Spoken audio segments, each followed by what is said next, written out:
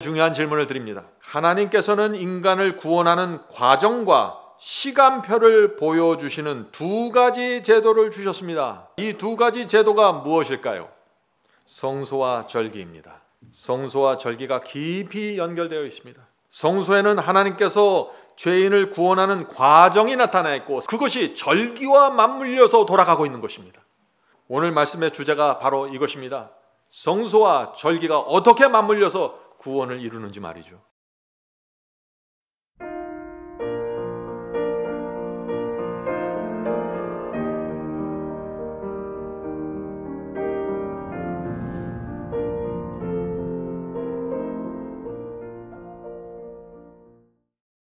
제가 말씀을 나눌 때 가장 강조하는 두 가지 기별이 있습니다. 그것이 무엇일까요?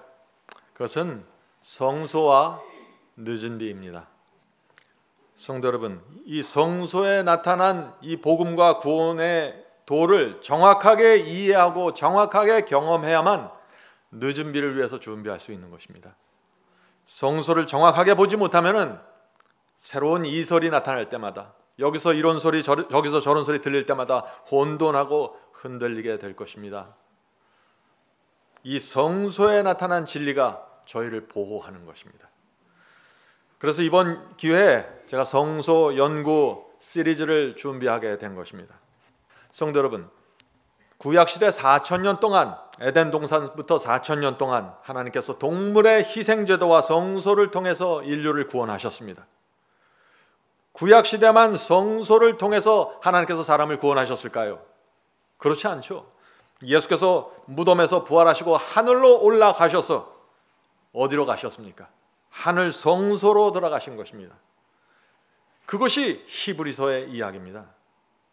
히브리서에는 하늘 성소에서 대제사장으로 사역하시는 그리스도의 봉사로 가득 채워져 있는 것입니다.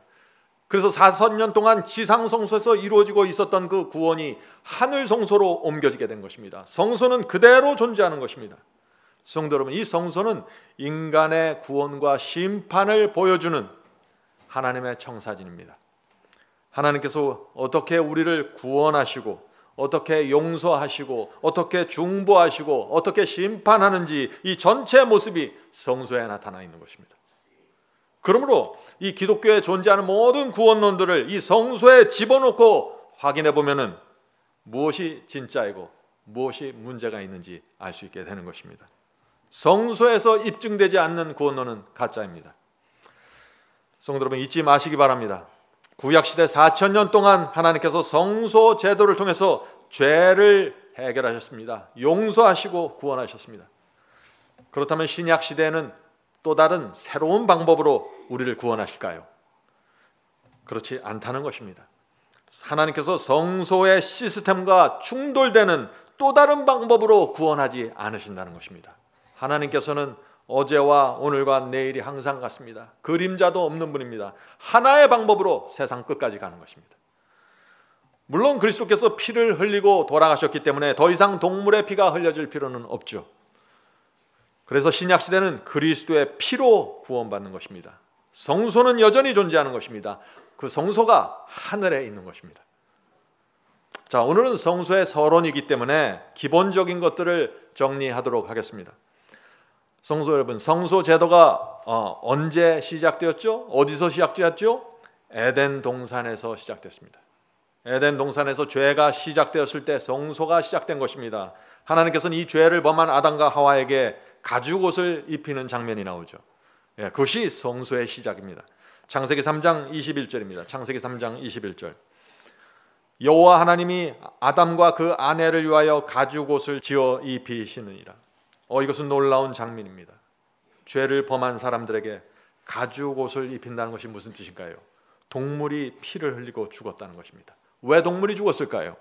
하나님께서 이 동물의 죽음과 피를 통해서 아담에게 구원의 계획을 발표하는 것입니다. 이렇게 말씀하시는 것입니다. 아담아, 언젠가 내 아들 그리스도가 이 땅에 와서 죄의 값을 치르기 위해서 이 동물이 피를 흘리고 죽은 것처럼 죽게 될 것이다. 이것이 내가 너를 구원하는 유일한 방법이다. 아담이 얼마나 감격했을까요? 자기는 이제 죄를 범하고 정령 죽을 줄 알았는데 나를 살리기 위해서 하나님의 아들이 죽는다는 복음을 듣게 된 것입니다. 아담이 얼마나 감격했을까요? 이 복음을 알게 된 아담이 자신의 아내에게 놀라운 이름을 그래서 붙여주게 되는 것입니다. 창세기 3장 20절이죠. 창세기 3장 20절입니다. 아담이 그 아내를 하와라 이름하였으니 그는 모든 산자의 어미가 됩니다. 자, 하와라는 이름의 뜻이 뭐예요? 산자의 어미입니다. 하와는 죄를 범했습니다. 죽어야 했습니다. 소망이 없었습니다. 그런데 하나님께서 이 동물의 희생제도, 성소제도를 통해서 살 수 있다는 소망을 주신 것입니다. 그래서 아담이 자신의 아내에게 죽은 자의 어미가 아니라 산자의 어미라는 이름을 주었다는 것입니다. 성도 여러분, 이 성소는 시대에 따라서 형태가 변화되어 갑니다. 그러나 그 역할과 기능은 시대와 상관없이 동일한 것입니다. 자, 첫 번째 원시 성소였습니다. 첫 번째 원시 성소는 아담 때부터 노아 때까지 가는 것입니다. 두 번째 제단 성소입니다. 제단 성소는 노아 때부터 모세 때까지 이어집니다. 단순한 형태의 제단을 쌓아놓고 그 위에 짐승을 죽이고 태운 것입니다. 자, 세 번째 성막 성소입니다. 자, 이 성막 성소는 기원전 1445년에 시작되었습니다. 모세 때 시작됐죠. 시내산에서부터 시작돼서 솔로몬까지 가는 것입니다. 그것이 성막 성소입니다. 이 광야 시내산에서 처음으로 성소의 전체 완전한 모습이 나타나는 것입니다. 자, 그래서 출애굽기 25장 8절과 9절에 이런 말씀이 있는 것입니다. 출애굽기 25장 8절과 9절. 내가 그들 중에 거할 성소를 그들을 시켜. 자, 하나님께서 이스라엘 백성 중에 거하기 위해서 성소를 지으라고 시키는 것입니다. 성소를 그들을 시켜 나를 위하여 짓되 물은 내가 네게 보이는 대로 장막의 식양과 그 기구의 식양, 여기서 식양은 패턴을 말하는 것입니다. 그 패턴을 따라 지을지니라. 하나님께서 모세에게 패턴을 보여주신 것입니다. 내가 너에게 보여준 이 패턴대로 지으라고 말씀하시는 것입니다. 분명합니다. 성소는 모세 마음대로 지은 것이 아닙니다. 모세가 개발해낸 것이 아니에요. 성소는 하나님께서 주신 것입니다. 정확한 모양과 패턴을 주시면서 네가 이렇게 지으라고 명령하신 것입니다. 왜 그랬을까요? 이 성소에 하나님의 마음과 하나님의 계획이, 구원의 도가 담겨 있었던 것입니다. 이스라엘 백성에게 하나님께서 커뮤니케이트하기 원하신 것입니다. 무엇을 통해서요? 성소를 통해서. 자, 출애굽기 40장 보겠습니다. 출애굽기 40장 33절부터 35절입니다. 모세가 이같이 역사를 필하더라. 자, 성소를 다 지었다는 것이죠. 그 후에 구름이 회막에 덮이고 여호와의 영광이 성막에 충만하며. 성소가 세워지자 하나님의 영광이 성소 안으로 들어와서 그 안에 가득 채웠다는 것입니다. 하늘의 하나님께서 쉐키나 영광으로 내려오셔서 이 성소 안에서 사람들과 함께 거하게 된 것입니다. 그 당시의 모습을 생각해 보세요. 사람들은 이 하나님은 하늘에 계신 위대한 신인 줄 알았는데 그 하나님께서 이 지상에 내려오셔서 자신이 거할 집을 짓고 성소를 짓고 그 안에 거하시면서 이스라엘 백성들을 구원하시겠다고 결정하신 것입니다. 그것이 성소입니다. 성소를 쉽게 생각하면 안 됩니다, 여러분. 우주를 지배하는 하나님께서 인간의 죄를 용서하고 구원하기 위해서 성소를 주시면서 내가 성소를 통해서 너희의 죄를 용서하고 구원하겠다고 결정하신 것입니다. 우리가 이것을 이해해야 될까요? 반드시 이해해야 하는 것입니다. 성소를 쉽게 생각하고 쉽게 넘어가 버리면 구원을 크게 오해하게 되는 것입니다. 자, 이스라엘 백성이 이제 광야에서 이 성소를 짓고 광야 40년을 돌다가 가나안 땅에 들어가게 되었습니다. 거기서 하나님께서 새로운 성소, 건축하는 양식의 성소를 주신 것입니다. 왜요? 이제 더 이상 광야를 돌아다닐 필요가 없는 것이죠. 이것이 네 번째 성소입니다. 네 번째 성소는 기원전 960년에 세워졌습니다. 이것은 솔로몬 성전입니다. 솔로몬 때부터 바벨론이 예루살렘 성전을 침공해서 무너뜨릴 때까지, 그때가 솔로몬 성전의 시대입니다. 가장 호화로운 성전입니다. 역대하 7장 1절 2절 보겠습니다. 역대하 7장 1절 2절. 솔로몬이 기도를 마침에 불이 하늘로부터 내려와서, 자, 솔로몬이 성전을 지우고 나서 불이 하늘로부터 내려와서 그 번제물과 제물들을 사르고 여호와의 영광이 그 전에 가득하니, 자, 솔로몬 성소에도 하나님의 쉐키나 영광으로 가득 차게 되었다는 것이죠. 제사장이 그 전에 능히 들어가지 못하고, 성도 여러분, 이것을 알아야 됩니다. 하나님의 영광이 임하지 않는 성소는 아무 의미가 없습니다. 성소를 수백 개 줘도, 아무리 호화롭게 줘도 하나님의 영광이, 하나님의 임재가 쉐키나 영광으로 거하지 않으면 그것은 아무것도 아닙니다. 왜냐하면 하나님께서 영광으로 임해야만 그 성소 안에서 죄가 용서되고 구원이 이루어지기 때문입니다. 요즘 기독교에서 이스라엘의 제3성전을 지어야 한다고 떠들썩합니다. 그 성전에도 하나님께서 반드시 쉐키나 영광으로 임해야 하는 것입니다. 만약 쉐키나 영광이 임하지 않으면 그 성전은 제3성전도 아무런 의미가 없는 것입니다. 자, 세월이 지나서 이스라엘이 배도하게 되었습니다. 바벨론이 침범하면서 이 솔로몬 성소는 참담하게 무너졌습니다. 이 느부갓네살 왕의 침공으로 성소가 무너진 것이죠. 그래서 바벨론의 70년 동안 포로 생활이 이제 시작되는 것입니다. 70년의 포로 생활이 끝나고 이스라엘은 다시 예루살렘으로 돌아가게 되었습니다. 그때 이 이스라엘은 또다시 성전을 짓습니다. 이스라엘 속에서 성전이 없으면 안 되는 것입니다. 항상 주님을 믿는 백성 속에는 성소가 있는 것입니다. 그래서 무너진 성소를 다시 재건하는 일이 시작된 것입니다. 그것이 5번째 성소입니다. 무너진 성소의 재건입니다. 기원전 515년입니다. 기원전 515년 성소를 재건했습니다, 이스라엘이. 그러나 이 성소는 솔로몬의 성소에 비해서 너무나 초라했습니다. 그래서 성소를 다 진 다음에 백성들이 너무나 슬퍼서 울었던 것입니다. 그런데 이 초라한 성소가 예수님 시대에 와서, 헤롯 시대에 와서 확장되고 아름답게 단장되었습니다. 그 공사 기간이 46년이 걸린 것입니다. 그래서 요한복음에 이런 말씀이 있는 것입니다. 요한복음 2장 20절. 요한복음 2장 20절. 유대인들이 가로되 이 성전은, 헤롯 성전을 말하는 것이죠. 이 성전은 46년 동안 지었거늘. 자, 헤롯이 리모델링 하는데 46년 걸렸다는 것이죠. 46년 동안 지었거늘 네가 3일 동안에 일으키겠느냐 하더라. 지금 바리새인들이 예수님께 하신 말씀이죠. 자, 아담 때 원시 성소가 시작되었고, 노아 때 제단 성소가 시작되었고, 광야 시내산에서 하나님께서 모세에게 성소의 완전한 형태 장막 성소를 가르쳐 주었습니다. 그리고 가나안 땅에 들어간 후 솔로몬 성전이 건축되었고, 70년 동안 노예 생활 후에 다시 성전을 건축했습니다. 그리고 그 성전 안으로 예수께서 이 땅에 오셔서 걸어 들어가신 것입니다. 가장 초라한 성전으로 예수께서 들어가셔서 그 초라했던 성전이 하나님의 영광이 임하는 성전이 된 것입니다. 성도 여러분, 하나님께서 세상 끝까지 성소를 통해서 사람들을 구원하시는 것입니다.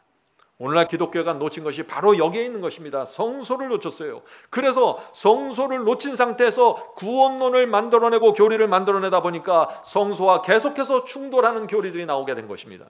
여기에 문제가 있는 것입니다. 자, 예수께서 이 땅에 계셨다가 돌아가시고 부활하시고 하늘로 올라가셨습니다. 거기서 6번째 성소가 나타납니다. 성경에서. 그것이 하늘 성소입니다. 자, 하늘 성소 보겠습니다. 그리스도께서 하늘로 승천하신 AD 31년부터 재림 직전까지 있는 성소가 하늘 성소입니다. 신약 시대는 그래서 무슨 시대예요? 하늘 성소 시대입니다. 저와 여러분은 지금 하늘 성소 시대를 살고 있는 것입니다. 원시 성소로부터 시작된 이 성소가 마지막에 하늘 성소로 끝나게 되는 것입니다. 성소가 중단되었을 때는 단 한 번도 없는 것입니다. 히브리서 9장 11절 12절 보겠습니다. 히브리서 9장 11절 12절.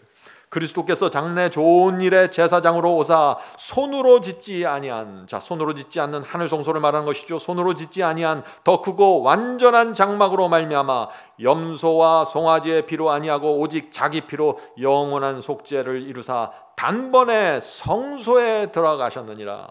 자, 그리스도께서 무덤에서 부활한 후 어디로 들어가셨다고 했어요? 성소, 하늘 성소로 들어가셨다는 것입니다. 지상 성소가 하늘 성소로 이어지게 된 것입니다. 예수께서는 그래서 지금 어디 계십니까? 하늘 성소에 계십니다. 더 이상 이스라엘의 지상 성소는 필요 없는 것입니다. 왜요? 하늘의 성소가 있기 때문이죠. 자, 이제 제가 질문 드립니다. 지상 성소와 하늘 성소의 기능과 역할이 같을까요? 다를까요? 동일한 것입니다. 성도 여러분, 하늘 성소도 사람을 구원하고 심판하기 위해서 존재하는 것입니다. 오늘날 기독교가 잃어버린 것이 무엇인가요? 그리스도의 정확한 주소를 놓쳤습니다. 하늘에 있는데 어디 있는지를 모르는 것이에요. 주께서 지금 하늘 성소에서 무엇을 하고 있는지 모르는 것입니다.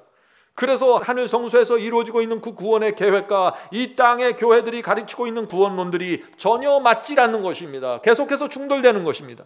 그래서 사람들이 혼돈하는 것입니다. 성도 여러분, 만약에 유대 제사장들이 하나님께서 주신 그 성소의 구원과 상관없이 자기 마음대로 구원의 도를 가르치면 어떻게 될까요? 이스라엘 백성들은 완전히 망하게 되는 것이죠. 하나님께서 원하시는 구원의 경험, 그 의의 경험이 백성들에게 이루어질 수 없는 것입니다. 하나님께서는 이 성소를 통해서 의의 경험을 만들어내길 원하시는데 이 성소가 무너져버리면, 유대 제사장들이 성소를 오해해서 잘못 가르치면은 백성들이 어떻게 돼요? 자기 마음대로 신앙하고 자기 마음대로 살게 되고 자기 마음대로 구원을 바라보게 되는 것입니다. 바로 이것이 유대인들이 길을 잃어버린 이유고 유대인들이 망하게 된 이유입니다. 성도 여러분, 지금 이런 일이 오늘 교회 안에서 이루어지고 있는 것입니다.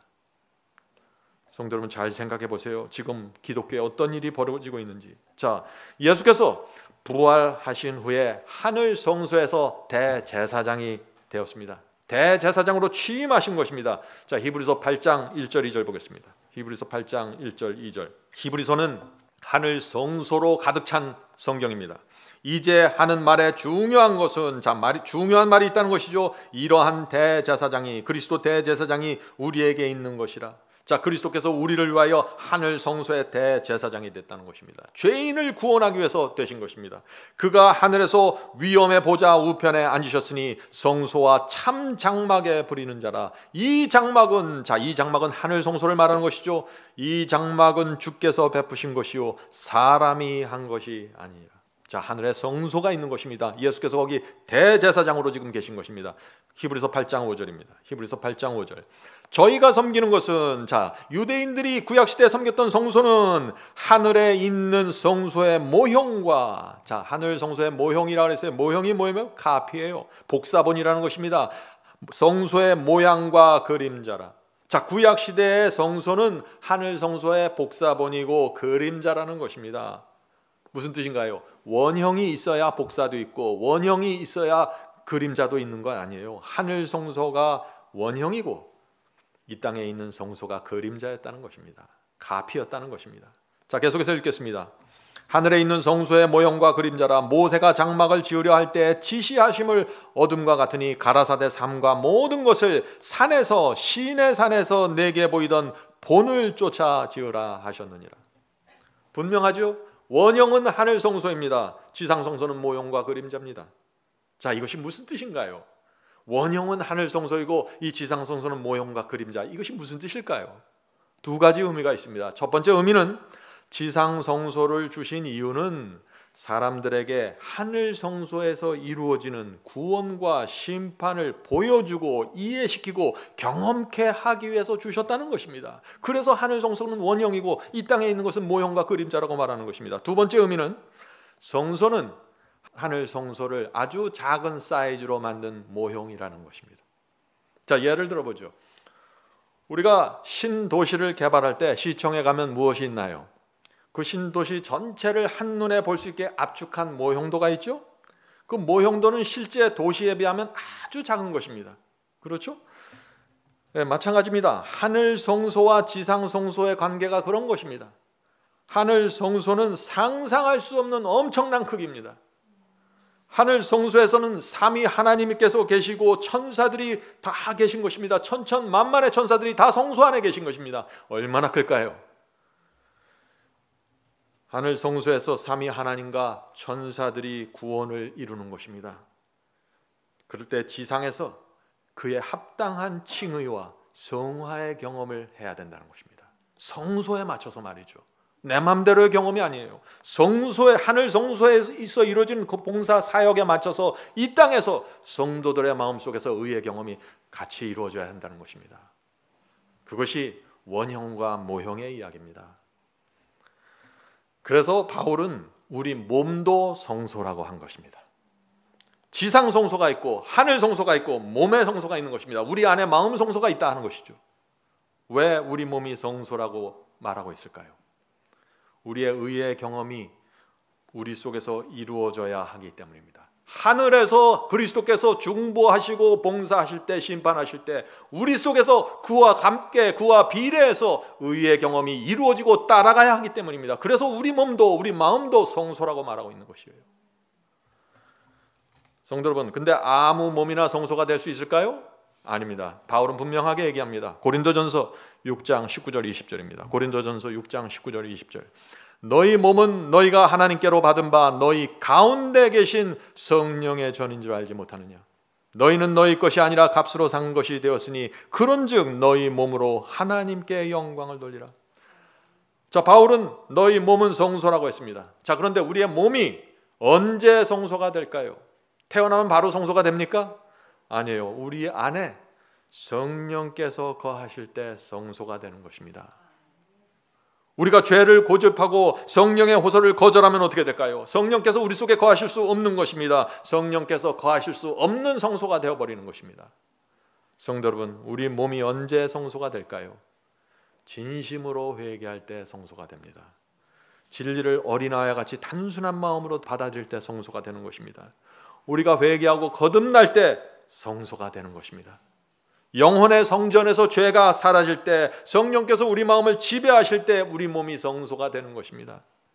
죄된 육체 속에 은혜가 지배하는 성전이 생기는 것입니다. 그래서 은혜 아래 거하니 죄를 지으리요 그럴 수 없느니라. 마음의 성전을 말하는 것입니다. 성도 여러분, 그런데 또 하나의 성소가 있습니다. 또 하나의 성소, 그것이 무엇일까요? 교회 성소입니다. 교회도 성소입니다. 자, 아무 교회나 성소가 될 수 있을까요? 아닙니다. 교회에서 성도들이 진리를 깨닫고 거듭나고 성화되는 경험이 이루어져야 교회 성소가 되는 것입니다. 자, 에베소 2장 19절 22절입니다. 2장 19절 22절. 그러므로 이제부터 너희도 외인도 아니고 손님도 아니요 오직 성도들과 동일한 시민이요 하나님의 가족이라. 너희는 사도들과 선지자들의 터 위에 세우심을 입은 자라. 무슨 뜻인가요? 사도들과 선지자들이 세운 그 진리의 터 위에 세워진 교회, 터 위에 세워진 성도들이 교회이고 성소라는 것입니다. 계속해서 읽어보죠. 그리스도 예수께서 친히 모퉁이 돌이 되셨느니라. 자, 예수께서 모퉁이 돌이 되어야만 성소가 되는 것입니다. 교회가 되는 것입니다. 그의 안에서 건물마다 서로 연결하여 주 안에서 성소가 되어가고. 자, 사도들이 세운 진리의 터에 굳게 서 있는 성도들이 서로 연결되어서 성소로 지어져 간다는 것입니다. 자, 이런 성소 안에 하나님께서 거하신다는 것입니다. 계속해서 읽겠습니다. 너희도 성령 안에서 하나님의 거하실 처소가 되기 위하여 예수 안에서 함께 지어져 가느니라. 성도 여러분, 여러분들은 이 교회에 나오셨습니까? 이제부터 지어져 가야 되는 것입니다. 그 자리에 가만히 계시면 안 돼요. 지어져 가는 경험이 있어야 됩니다. 성장하고 자라면서 성화의 경험으로 들어가야 된다는 것입니다. 그래야만 그 교회가 성소가 될 수 있다는 것입니다. 성도 여러분, 무엇이 교회입니까? 사도들이 가르친 진리의 터에 성도들이 서로 사랑으로 연결돼야만 그 교회가 성소가 될 수 있는 것입니다. 진리의 터에 서 있는데 성도들이 서로 다투고 시기하고 질투하고 무너져 있으면 어떻게 될까요? 성도들이 하나로 연결되지 않으면 어떻게 될까요? 성소가 될 수 없는 것입니다. 왜요? 하나님께서, 성령께서 그 안에 거하실 수 없기 때문이죠. 교회 건물은 세워져 있어요. 의자들은 많습니다. 그런데 하나님께서 없어요. 교회가 아니라는 것입니다. 다시 정리합니다. 우리 몸이 성소가 되는 조건이 뭐예요? 우리 안에 성령께서 거하셔야 됩니다. 교회가 성소가 되는 조건이 무엇입니까? 성도들이, 사도들이 세운 그 원래의 진리 위에 정확하게 서 있어서 사랑으로 연합해야 되는 것입니다. 저는 이 교회가 그렇게 되길 간절히 원합니다. 예수께서 모퉁이 돌이 되시고 하나님께서 거하는 성소 말이죠. 이 교회 안에서 그래서 그렇게 될 때 성도들이 구원을 받는 놀라운 역사가 일어나게 되는 것입니다. 성도 여러분, 하나님께서 왜 몸 성소, 교회 성소를 지으라고 했을까요? 하늘에서 이루어지는 구원의 사역이 우리에게 이루어지게 하기 위해서 이 말씀을 하신 것입니다. 너희 몸은 성소가 되어야 되고 너희 교회도 성소가 되어야 된다고 말씀하신 것이죠. 하늘에서 구원을 이루시는 하나님의 마음을 이해하고 깨닫고 그것을 따라가는 자들이 구원받게 되는 것입니다. 매 시대마다 그런 성도들이 남은 무리였고 참된 하나님의 백성으로 부름받게 되는 것입니다. 자, 이제 성소를 통해서 이루어지는 그리스도의 사역을 살펴봅니다. 성소에는 그리스도의 대속과 중보와 심판이 순서대로 정확하게 나타나 있습니다. 성소에는 세 단계가 있는 것입니다. 구원은 성소의 세 단계로 이루어지는 것입니다. 이 세 단계 중 어느 하나라도 빠지거나 부족하면 복음에 문제가 생긴 것이고 의의 경험이 이루어지지 않게 되는 것입니다. 그래서 중요한 것이에요. 자, 이제 성소의 세 단계를 좀 보겠습니다. 먼저 성소뜰입니다. 성소뜰의 번제단은 무엇을 뜻하죠? 번제단은 그리스도의 십자가, 대속을 뜻하는 것입니다.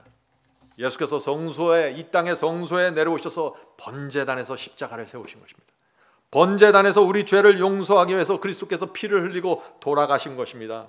그리스도께서 이 번제단의 십자가를 세우신 것이 무슨 뜻입니까? 그것은 구원의 시작이지 끝이 아닙니다. 왜요? 아직 성소의 첫째 칸, 성소의 둘째 칸으로 들어가질 않았어요. 아직 남아있는 것입니다. 번제단은 구원을 완성시키는 것이 아닙니다. 번제단은 구원이 시작되는 것입니다. 그래서 오늘 많은 사람들이 번제단, 이 십자가에서 구원이 완성되었다 하는 것은 왜 그래요? 그 말을 하는 이유가 뭐예요? 성소를 모르는 것입니다. 이 성소의 세 단계를 놓쳐버린 것입니다.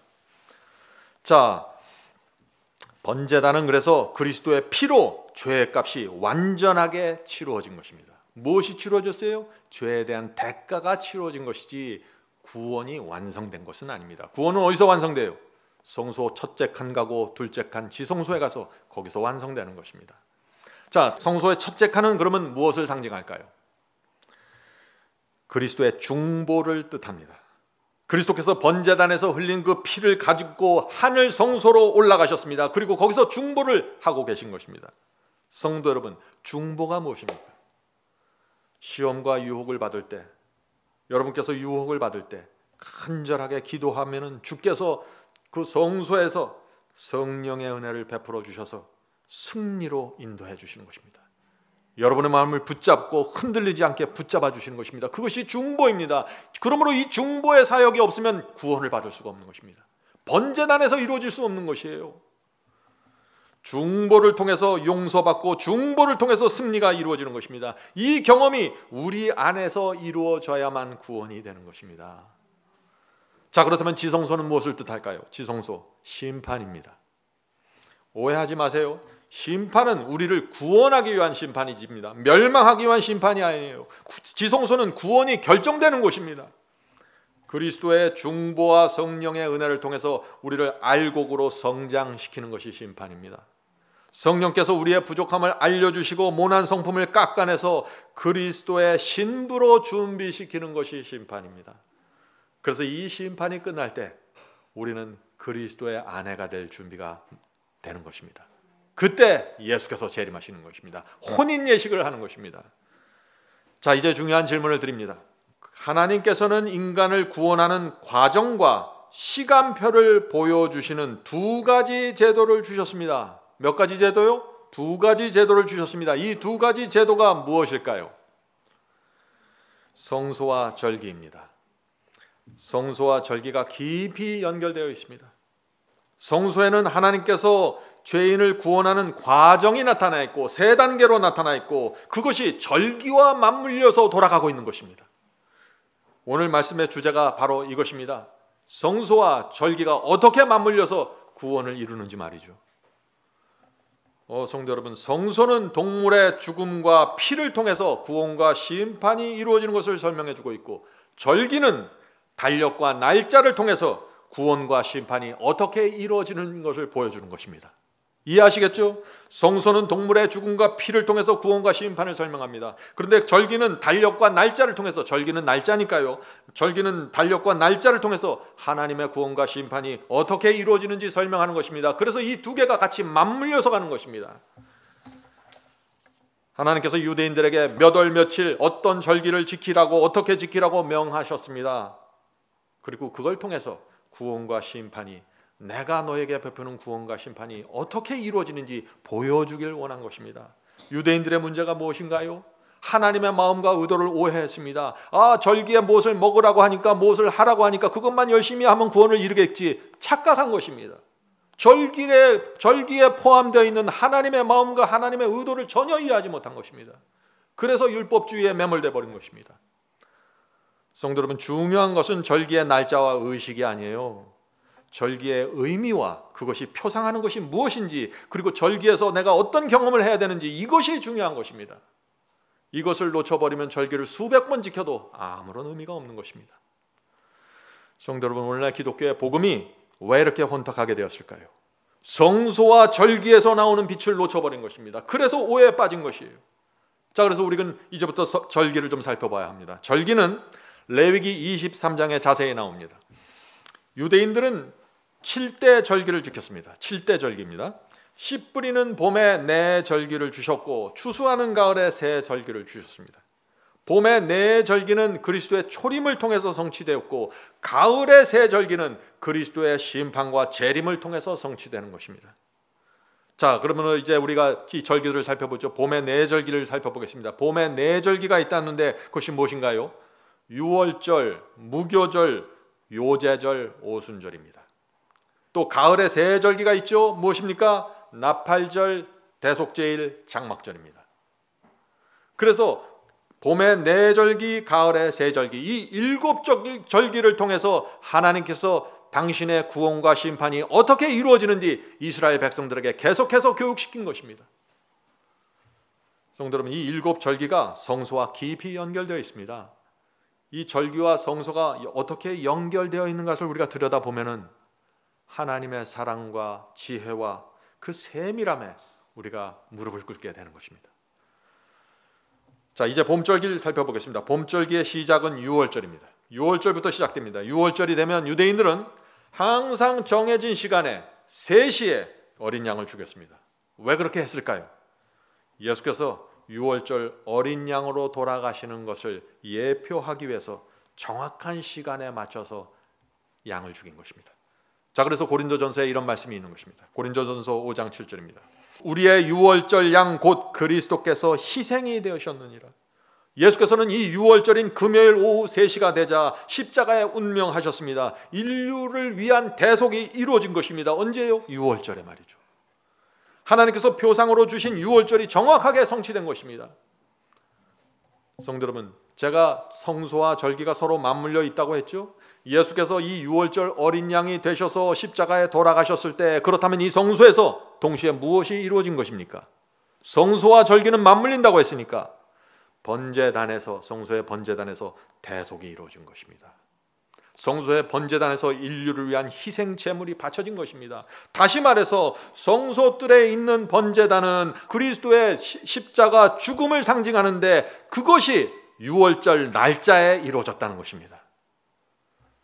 성소는 구원의 과정을 보여주고 절기는 그 과정이 이루어지는 시간을 보여주는 것입니다. 그래서 하나님의 백성들이 성소와 절기를 완전히 이해할 때 하나님께서 당신의 백성을 어떻게 구원하는지, 나를 어떻게 구원하는지 정확한 타임 플랜과 계획을 들여다보면서 주님을 따라가게 되는 것입니다.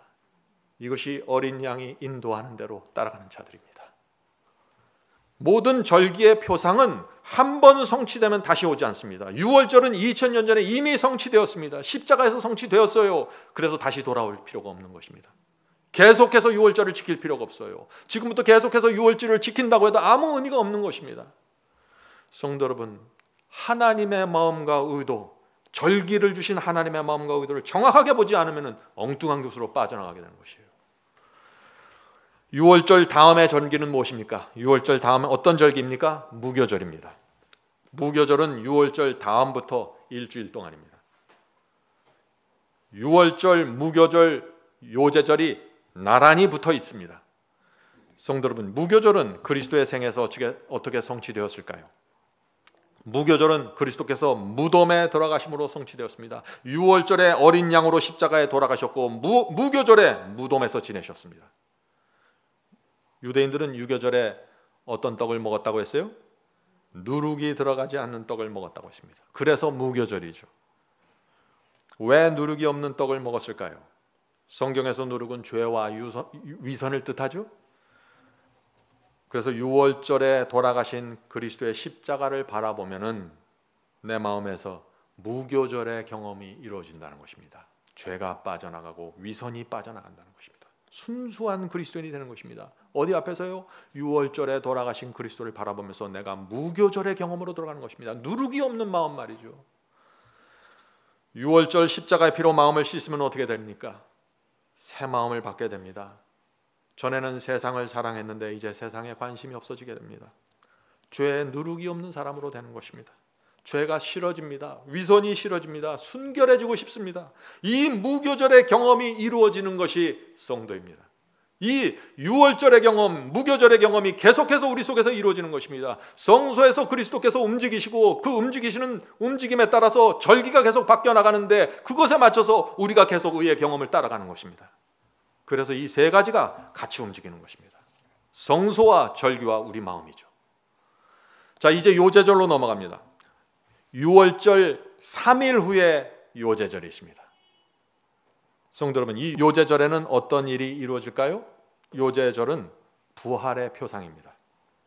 예수께서 유월절에 돌아가시고 무교절의 무덤 속에 있다가 요제절이 되면서 부활하시는 것입니다. 정확한 절기의 순서대로 이루어지는 것입니다. 자, 요제절에 했던 또 하나의 특징이 있습니다. 그것은 첫 열매를 흔들어서 하나님께 바쳤습니다. 요제절입니다. 자, 레위기 23장 10절 보겠습니다. 레위기 23장 10절. 곡물의 첫 이삭 한 단을 제사장에게로 가져갈 것이요 제사장은 그 단을 너희를 위하여 여호와 앞에 연납되도록 흔들되 안식일 이튿날에, 자, 안식일 이튿날이 어느 날이에요? 일요일이죠. 안식일 이튿날 일요일에 흔들 것이며. 자, 요제절에 무엇을 합니까? 제사장이 첫 열매를 따서 여호와 앞에 나가 흔들었습니다. 그때가 언제예요? 안식일 다음 날 일요일에 흔들었습니다. 일요일에 첫 열매를 바친 것입니다. 이것이 무슨 뜻일까요? 왜 일요일에 첫 열매를 흔들었을까요? 왜냐하면 그리스도께서 일요일에 첫 열매로 부활하셨기 때문입니다. 그리스도의 부활은 첫 열매였습니다. 예수께서 유월절 금요일에 십자가에 돌아가셨고 무교절에 무덤에서 안식하셨고 요제절 일요일 아침에 첫 열매로 부활하신 것입니다. 성도 여러분, 우리의 경험도 따라가야 되는 것입니다. 우리도 십자가에서 자아가 죽고 무덤에서 모든 것을 버리고 새 생명으로 부활하는 경험을 해야 되는 것입니다. 그래서 우리가 무엇을 베풀죠? 그래서 우리가 침례를 베푸는 것입니다. 내가 죽고 물에 장사 지내고 새로운 생명으로 올라오는 것, 그것이 침례입니다. 유월절과 무교절과 요제절이 우리 속에서 이루어지는 것입니다. 침례입니다. 고린도전서 15장 20절 보겠습니다. 고린도전서 15장 20절. 그러나 이제 그리스도께서 죽은 자 가운데서 다시 살아 잠자는 자들의 첫 열매가 되었도다. 그리스도께서 누구를 위한 첫 열매요? 다시 살아 잠자는 자들의 첫 열매. 예수님의 부활은 장차 부활할 의인들의 첫 열매라는 것입니다. 성도 여러분, 첫 열매가 무엇입니까? 첫 열매를 밭에서 거두었다는 것은 장차 저 밭에서 수많은 열매들이 나올 것을 표상하는 것입니다. 그러므로 그리스도의 부활이 첫 열매가 되었다는 것은 장차 수많은 의인들이 부활할 것을 표상하는 것입니다. 의인들이 언제 부활합니까? 예수께서 재림하실 때 무덤에서 수많은 성도들이 부활할 것입니다. 그 마지막 날에 나타날 그 부활을 표상하기 위해서 예수께서 부활하신 그 일요일에 첫 열매를 흔드는 것입니다. 그것이 요제절입니다. 자, 요제절 다음에 무슨 절기죠? 오순절입니다. 봄절기의 마지막 절기입니다. 요제절로부터, 다시 말해서 예수께서 부활하신 그날로부터 50일이 지나면 오순절이 되는 것입니다. 오순절의 표상도 정확하게 이루어졌을까요? 그렇습니다. 예수께서 요제절에 부활하시고 50일이 지나면서 오순절이 되었는데 그때 하늘에서 큰 성령이 임하셨습니다. 다락방에 120명에게 임했죠. 자, 제가 말씀드렸죠. 절기와 성소는 연결되어 있다고 했습니다. 오순절에 그렇다면 성소에서 어떤 일이 생겼을까요? 하늘 성소에서 어떤 일이 생겼을까요? 예수께서 무덤에서 부활하시고 하늘로 올라가셔서 하늘 성소의 첫 번째 관으로 들어가셔서 대제사장으로 취임하시는 날이 오순절입니다. 그래서 그것을 기념하기 위해서 성령을 퍼부어 주신 것입니다. 초대교회의 시작입니다. 자, 예수께서 어떻게 하늘 성소의 첫째 칸으로 들어간지 어떻게 알 수 있을까요? 오늘날 어떤 분들은 예수께서 하늘로 올라가셨을 때 둘째 칸 지성소로 들어갔다고 주장하죠. 그럴까요? 읽겠습니다. 요한계시록 1장 12절 13절. 요한계시록 1장 12절 13절. 몸을 돌이켜 나더러 말하는 음성을 알아보려고 하여. 돌이킬 때 저 사도 요한이 지금 계시를 보는 것입니다. 계시 중에 하늘을 보는 것입니다. 7 금촛대를 보았는데 촛대 사이에 인자 같은 이가 발에 끌리는 옷을 입고 가슴에 금띠를 띠고. 자, 지금 사도 요한이 계시를 보는데 하늘로 승천하신 예수님을 보는데 그 예수님이 어디에 계세요 지금? 7 금촛대 사이를 거느신다고 했어요. 7 금촛대가 성소의 첫 번째 칸입니까? 두 번째 칸입니까? 첫 번째 칸이라는 것이에요. 그래서 예수께서 하늘로 승천하시고 첫째 칸에 들어가신 것입니다. 다시 말해서 오순절에 예수께서 하늘 성소의 대제사장으로 부임하셔서 중보 사역을 시작하신 것입니다. 첫째 칸에서 말이죠. 6월절에 십자가에서 대속하시고 오순절에 하늘 성소에서 중보하신 것입니다. 성소의 패턴과 순서에 맞춰서 절기가 따라가는 것입니다. 그 절기의 흐름에 맞춰서 우리의 경험이 이루어지는 것입니다. 예수께서 지금 하늘 성소로 들어가셨는데 그 당시 수많은 유대인들은 여전히 지상 성소에 가서 양을 잡아서 죽였습니다. 예수님을 쫓아가지 못한 것입니다. 어린 양이 인도하는 대로 따라가지 못한 것입니다. 그래서 그 초대교회에 포함되지 못한 것입니다. 성도 여러분, 주께서 성소 안에서 움직이실 때 따라가셔야 됩니다. 그 빛을 이해하고 깨닫고 따라가야 되는 것이에요. 자, 성도 여러분, 유월절, 무교절, 요제절, 오순절이 성소와 연결되어 정확한 순서대로 그 의미와 표상이 성취된 거 보셨죠? 정확한 것입니다. 성소는 그리스도의 대속과 중보와 심판으로 이루어지는 순서를 보여주고, 절기는 대속과 중보와 심판이 이루어지는 정확한 날짜를 지적해 주는 것입니다. 그래서 사람들이 확실한 그림을 보고 쫓아가는 것이에요. 이 진리가 무엇인지. 성소와 절기는 함께 나란히 가는 구원의 역사라는 것입니다. 성도 여러분, 오늘 말씀은 여러분께서 시간을 내셔서 반드시 반복해서 들으셔야 정리가 될 것입니다. 쉽게 넘어갈 수 없는 진리입니다. 오순절은 봄의 보리 수확을 마치는 시기입니다. 유대인들은 오순절이 되면 감사한 마음으로 고운 가루로 만든 떡 2덩이를 만들어서 하나님께 바쳤습니다. 자, 오순절에 바친 이 떡 2덩이 무엇을 상징할까요? 이것은 유대인과 이방인들로 구성된 초대교회를 뜻하는 것입니다. 오순절에 초대교회가 탄생한 것입니다. 떡 2덩이로 탄생했습니다. 오순절 성령을 통해서 유대인과 이방인이 연합된 떡 2덩이의 교회, 초대교회가 세워진 것입니다. 성도 여러분, 만일 유대인들이, 그 당시 유대인들이 이 유월절과 무교절과 요제절과 오순절의 의미와 목적을 정확하게 깨달았으면 어떻게 됐을까요? 그들은 하나님의 마음을 이해했고 메시아를 알아보았고 놀라운 구원의 경험으로 들어갔을 것입니다. 성령의 큰 능력을 받고 복음을 땅끝까지 전파했을 것입니다. 유대인에 의해서 복음이 끝마쳐질 수도 있었던 것입니다.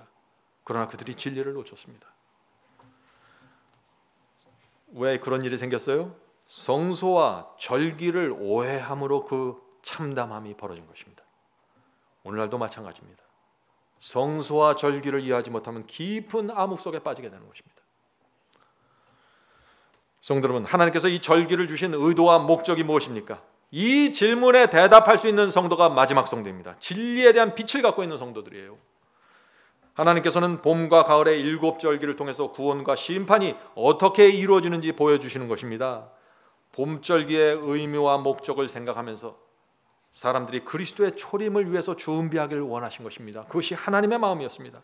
그러나 유대인들은 아무 생각 없이 절기와 의식과 날짜만을 지키면서 그냥 살아갔던 것입니다. 생각 없이 말이죠. 그래서 멸망당한 것입니다. 지금도 마찬가지입니다. 지금은 가을절기의 시대입니다. 봄절기는 다 지나갔어요. 가을절기의 시대입니다. 그런데 사람들이 가을절기를 모르는 것입니다. 이 의미와 목적이 뭔지 전혀 모르는 것이에요. 가을절기는 말세에 이루어지는 하나님의 심판과 구원을 보여주는데 오늘날 기독교회가 그것을 놓쳐버린 것입니다. 절기에 합당한 의의 경험을 놓친 것입니다. 그래서 어떻게 됐나요? 믿기만 하면 구원받고 십자가에서 번제단에서 구원이 완성되었기 때문에 순종의 길을 걷지 않아도 된다는 엉뚱한 길로 빠져버린 것입니다.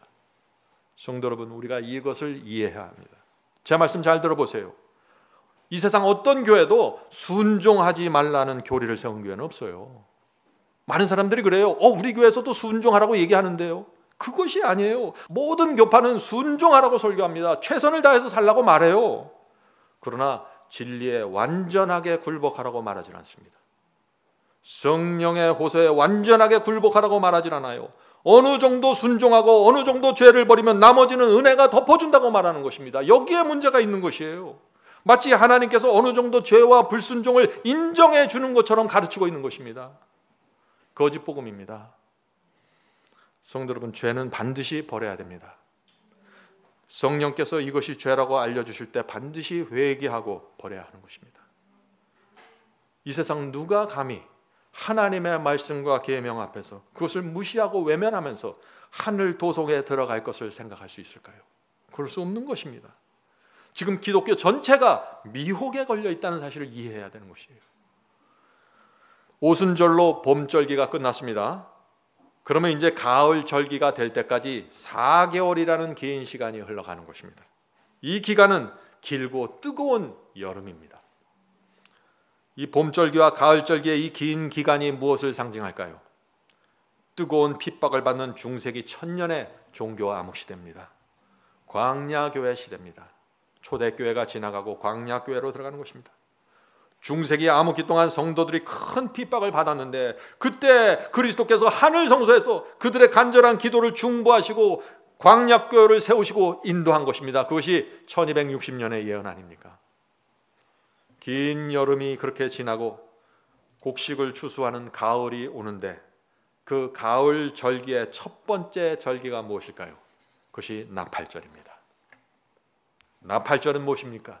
이제 곧 대속죄일이 오니까 준비하라고 크게 나팔을 불어서 예고하는 것입니다. 나팔절은 이제 마지막 때가 되었으니 준비하라고 경고하는 나팔절입니다.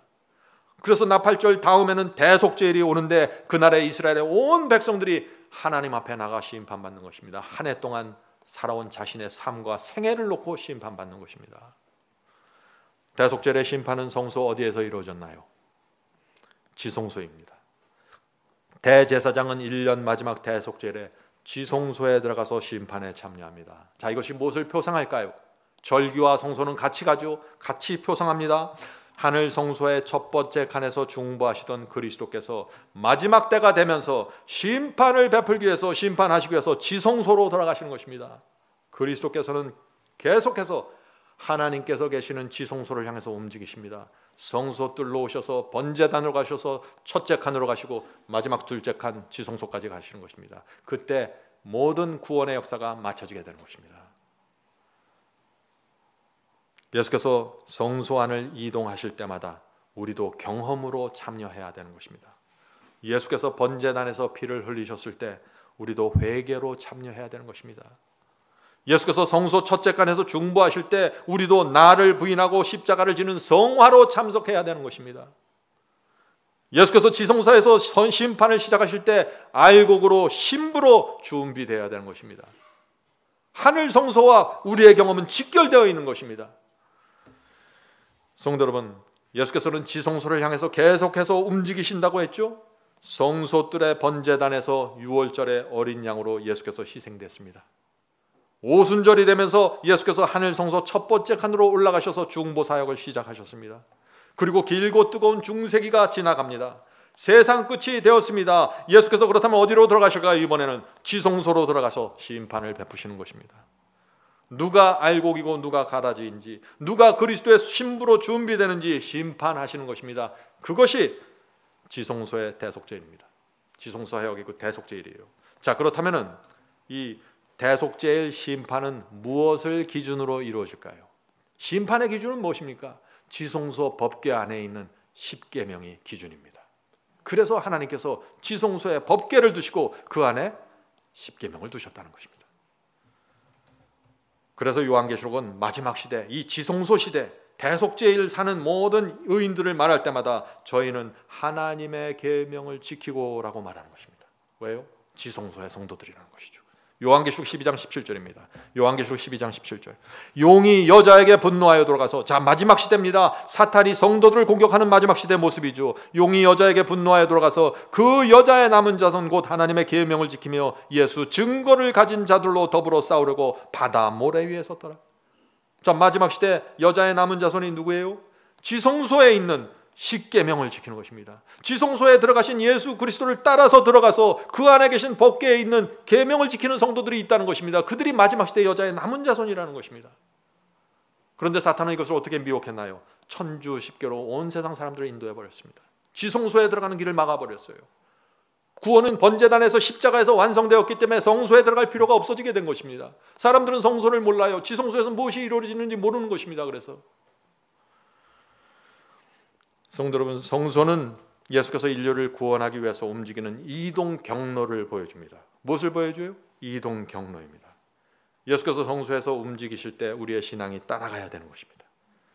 성소는 예수께서 번제단에서 성소 첫째 칸으로 그리고 지성소로 이동하시는 모습을 성소가 보여줍니다. 그리고 절기는 이동하시는 날짜를 보여주면서 우리의 경험이 어떠해야 될지 또한 보여주는 것입니다. 성도 여러분, 성소와 절기는 중요합니까? 중요하지요. 이것을 모르면 예수께서 지금 어디에 있는지 모르고 어떻게 움직이는지 모르고 무엇을 하는지 모르는 것입니다. 그것을 따라서 우리의 경험이 어떻게 나가야 될지를 전혀 모르게 되는 것입니다. 성소 진리는 정말 중요합니다. 성소 진리를 모르잖아요. 다니엘서와 요한계시록을 알 수가 없습니다. 성소를 모르면 히브리서도 이해할 수 없습니다. 왜요? 히브리서는 성소로 가득 차 있어요. 하늘 대제사장의 역할로 가득 차 있습니다. 요한계시록은 성소의 말씀입니다.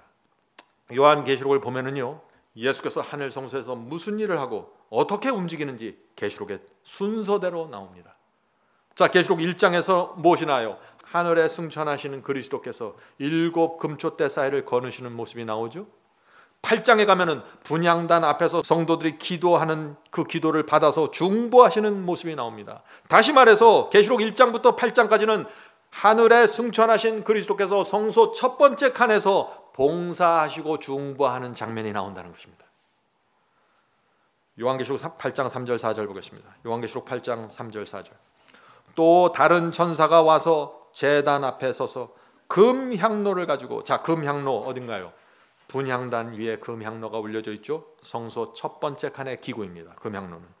금향로를 가지고 많은 향을 받았으니 이는 모든 성도들의 기도들과 합하여 보좌 앞 금향단에 드리고자 함이라. 향연이 성도의 기도와 함께 천사의 손으로부터 하나님 앞에 올라가는지라. 성도 여러분, 우리가 기도할 때 우리의 기도가 향연이 돼서 하늘 성소로 올라가는 것입니다. 그러면 예수께서 우리의 기도를 받아서 당신의 의의 금향로에서 당신의 의의 향기를 섞으셔서 하나님의 보좌로 넘겨주시는 것입니다. 그래서 우리의 기도가 주님의 뜻대로 응답될 수 있도록 중간에서 중보해 주시는 것입니다. 중보는 뭐예요? 하나님과 인간 사이에 끼어든 존재가 중보자입니다. 그리스도께서 하나님과 인간 사이에 끼어들어서 우리가 간구하는 모든 것을 받아서 하늘의 뜻이 이루어지도록 하나님께 간구해 주시는 것입니다. 중보입니다. 자, 그러나 이제 우리가 계시록 11장에 가면은 거기서 또 다른 장면이 나옵니다. 어떤 장면이 나올까요? 지성소가 열리면서 언약궤, 법궤의 모습이 나타나는 것입니다. 자, 무슨 뜻입니까 이것이? 예수께서 성소 첫째 칸에서 지성소로 옮겨 가셨다는 것이죠. 요한계시록 11장 보겠습니다. 요한계시록 11장 19절입니다. 이에 하늘에 있는 하나님의 성전이 열리니, 자, 어떤 성전이 열렸을까요? 계속해서 읽겠습니다. 하나님의 성전이 열리니 성전 안에 하나님의 언약궤가 보이며, 자, 이 언약궤라는 단어가 나오면 우린 금방 알아야 됩니다. 지금 지성소를 말하고 있다는 사실을 말이죠. 언약궤는 법궤를 뜻하는 것입니다. 지성소에 있는 것입니다. 마지막 시대가 되면서 지성소로 가는 길이 열리면서 예수께서 들어가셨다는 것이죠. 자, 성전 안에 하나님의 언약궤가 보이며 또 번개와 음성들과 뇌성과 지진과 큰 우박이 있더라. 분명하죠? 요한계시록 11장은 휘장이 열려있는 지성소의 모습입니다. 자, 예수께서는 성소 번제단에서 희생 제물이 되었습니다. 하늘로 승천하신 예수께서는 7 촛대를 거니시면서 분향단에서 성도의 기도들을 받으셨습니다. 중보 사역을 하신 것입니다. 그러다가 말세가 되면서 요한계시록 11장에 가서 하늘의 휘장이 열립니다. 예수께서 지성소로 들어가시는 것입니다. 언약궤가 보이는 것입니다. 지성소에 왜 들어가셨어요? 마지막 대속제일이 되었다는 것입니다. 잊지 마세요. 성소와 절기는 세상 끝까지 같이 가는 것입니다. 지성소와 절기는 같이 가는 것입니다. 성도 여러분, 요한계시록의 7 교회 예언을 보면은 우리가 살고 있는 시대가 나오죠. 우리가 살고 있는 시대가 어떤 교회 시대인가요? 라오디게아 교회 시대입니다. 그렇습니다. 마지막 교회입니다. 라오디아가 이 헬라어인데 무슨 뜻입니까? 라오디게아. 하나님께서 백성을 심판하십니다. 지성소 시대입니다. 심판 시대입니다. 이미 오래전에 심판이 시작된 것입니다. 오래전에 대속죄일이 시작된 것입니다. 오래전부터 누가 양이고 누가 알곡이고 누가 신부로 준비되고 있는지 누가 구원받을 것인지 결정하는 심판이 이루어지고 있는 것입니다. 그래서 사도행전에 이런 말씀이 있는 것입니다. 사도행전 17장 31절. 사도행전 17장 31절. 이는 정하신 사람으로 하여금 천하를 공의로 심판할 날을 작정하시고, 분명하죠? 성경은 심판할 날이 작정되어 있다고, 정해져 있다고 말하고 있는 것입니다. 그 날이 언제입니까? 마지막 때가 되면서 지성소가 열리는 날입니다. 일곱 교회 예언에서 라오디게아 교회 시대가 시작되는 그날이 심판이 시작되는 날입니다. 지금 이 시대는 그래서 우리가 깨어서 존존하게 살아야 합니다. 그냥 아무렇게나 믿고 아무렇게나 살 수 없는 시대입니다. 예수께서 오시기 직전의 시대입니다. 성도 여러분, 하나님의 구원과 심판은 성소의 순서대로 이루어집니다. 그리스도께서 아기 예수로 이 땅에 오셨습니다. 유대 땅에 오셨습니다. 정해진 때가 돼서 성소로 가셔서 번제단에서 유월절 어린 양으로 돌아가셨습니다. 무교절에서 무덤에 계시고 요제절에 부활하시고 오순절이 되면서 하늘 성소의 대제사장으로 돌아가셨습니다. 그러다가 하늘 대제사장으로 올라가셔서 7 촛대를 지나시고 떡상을 지나시고 분향단을 지나가셔서 마지막 시대가 되면서 휘장이 열린 것입니다. 그리고 지성소로 돌아가신 것입니다. 대속죄일이 시작된 것입니다. 그러나 대속죄일도 시작이 있으면 끝이 있겠죠. 대속죄일에 그날 해가 저물어 가면은 심판이 끝나는 것입니다. 마찬가지입니다. 언제 심판이 맞춰지게 될까요? 지금 마지막 때 언제 심판이 맞춰질까요? 지성소의 심판이 언제 맞춰질까요? 중요한 질문입니다. 짐승의 표 환란이 오고 온 세상이 짐승의 표를 받는 사람들과 거절한 사람들로 나눠집니다.